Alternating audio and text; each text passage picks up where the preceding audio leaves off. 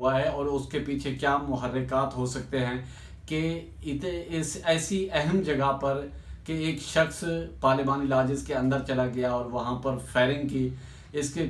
کیا واقعات ہیں کہ وہ شخص پارلیمانی لاجز میں کس طرح داخل ہوا. پولیس کی اتنی سیکیورٹی، ہر بندے کو چیک کر کے اندر جانے کی اجازت ہوتی ہے جب تک اندر سے سینیٹر یا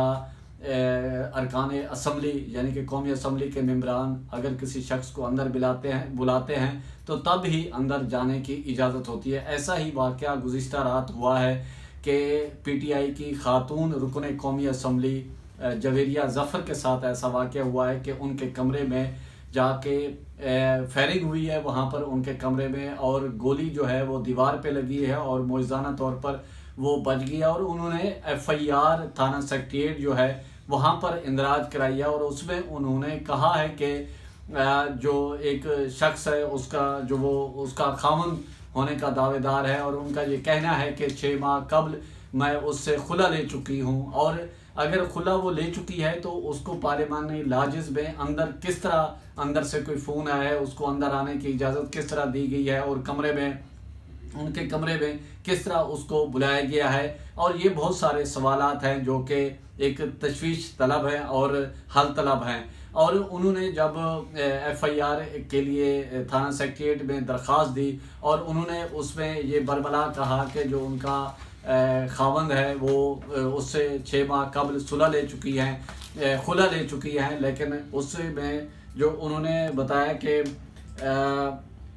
جویریہ ظفر نے جو ان کا شوہر ہے اس کے خلاف اسلام آباد کے تھانہ ویمن میں خاتون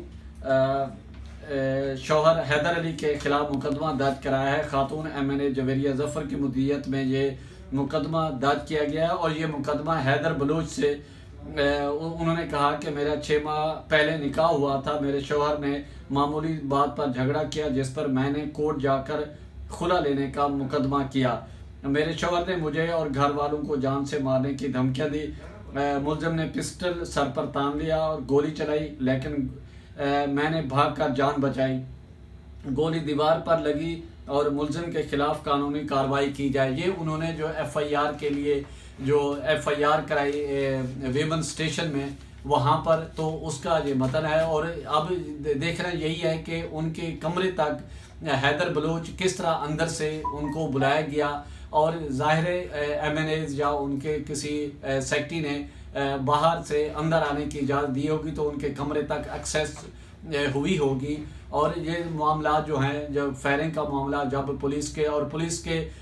وہاں پر پارلیمانی لاجز میں سی سی ٹی وی فوٹیج ہوتی ہے اور وہاں پر اسپیشل سیکیورٹی بھی تعینات ہوتی ہے، اور پھر ایسا واقعہ کس طرح وہاں پر رونما ہوا اور پولیس تک یہ معاملہ پہنچ گیا. اب دیکھنا یہ ہے کہ آنے والے وقت میں اس کیس کی کیا نوعیت لگتی ہے، کیا ملزم اریسٹ ہوتا ہے یا پھر آخر کار جو ایک طریقہ کار ہوتا ہے اس کا صلح ہو جاتی ہے. اب دیکھنا یہ ہے کہ آنے والے وقت میں اس طرح کے جو مقدمات ہیں، اس طرح کی جو چیزیں ہیں جب منظر عام پر آتی ہیں تو اس کا کوئی نہ کوئی حل ہونا چاہیے، اس کا کوئی نہ کوئی سدباب ہونا چاہیے کہ یہ واقعہ کس طرح ہوا. اس کی تفتیش ہونی چاہیے کہ کس طرح اس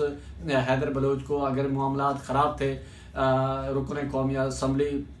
جویریہ ظفر صاحبہ کے ساتھ، پھر وہ شخص کس طرح کمرے تک پہنچا. اسی کے ساتھ پرچار کی ٹیم کو اجازت ہے. اپنے گرد و نواح کا خاص خیال رکھے، لوگوں کے لیے آسانیاں